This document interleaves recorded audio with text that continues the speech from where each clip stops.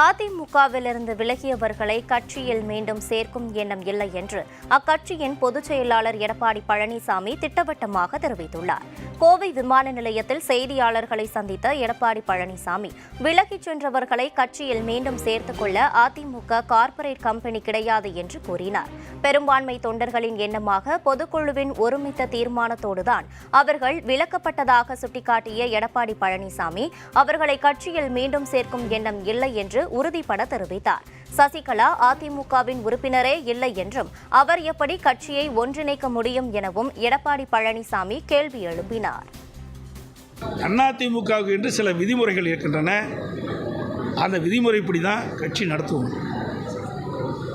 இன்றைக்கு இந்த கட்சிக்கு விரோதமாக அவர் ஈடுபட்ட காரணத்தினால்தான் அனைத்து இந்திய அண்ணா திராவிட முன்னேற்ற கழகத்திலிருந்து அவர் அடிப்படை உறுப்பினர் நீக்கப்பட்டார். அனைத்து இந்திய அண்ணா திராவிட முன்னேற்ற கழக தொண்டர்களுடைய மனநிலையில் அங்கு வந்த பொதுக்குழு உறுப்பினர்கள் அவர்களுடைய எண்ணப்படி தீர்மானம் கொண்டு வரப்பட்டு பொதுக்குழுவில் ஏகமனதாக தீர்மானம் நிறைவேற்றப்பட்டு அந்த தீர்மானத்தின் அடிப்படையில் தான் அவர் அடிப்படை உறுப்பினர் நீக்கிறோம், பொறுப்புள்ளது நீக்கிறோம். அவர் மட்டுமல்ல, அவரோடு சேர்ந்து 3 பேரும் நீக்கப்படுகிறாங்க. ஆக இது பொதுக்குழுவால் எடுக்கப்பட்ட முடிவு. அவர்கள் சேர்த்துக்கிட்ட எண்ணம் ஒருபோதும் கிடையாது.